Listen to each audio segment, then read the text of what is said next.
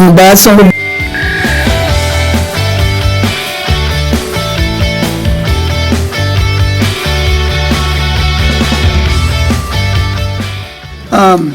I had a pretty good childhood growing up. I mean, my family didn't have a lot of money, but I never went without.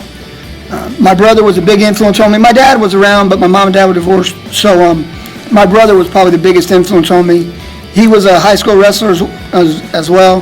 He really got me interested into the sport, but him making some bad decisions, he wasn't around for a few years and never got to watch me compete.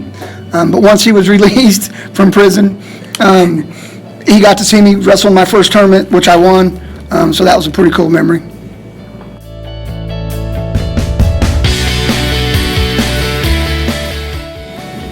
I chose wrestling mainly because it's an individual sport. I mean, there's a team aspect to it, but it's more individual. When you step out on the mat, it's you and the other guy, and whoever walks off with their hand raised, you know who the better man is that day. So that's probably the main reason I picked wrestling, because there's nowhere to hide, there's no teammates to help you out. It's you and the other guy.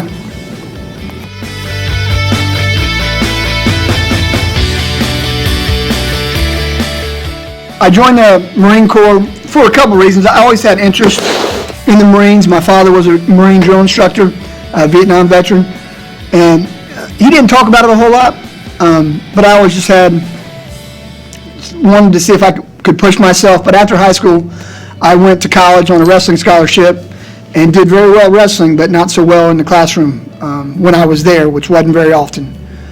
So I lost my scholarship money, and my parents didn't have any money to send me back to another school, so I really didn't have any options. So I worked for a while, and then I decided that would be the best thing for me. For one, it helped me grow up, teach me discipline.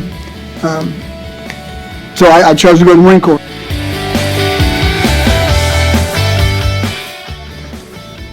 My coaching philosophy, it's pretty simple, really, especially in wrestling, high school wrestling anyway.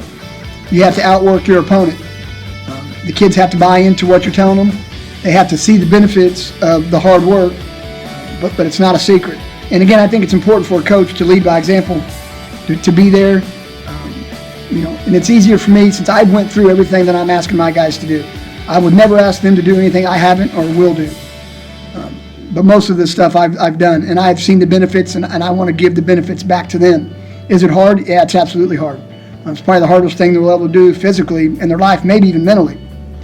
But I think the payoff definitely outweighs the pain, for sure. And I think most of our guys that have been around have seen that already. But it's not a secret. You got to work harder than everybody else, and sometimes that's hard to do. But again, that's my job as a coach, to push guys where they don't think they can get to. And I actually think I'm pretty good at that.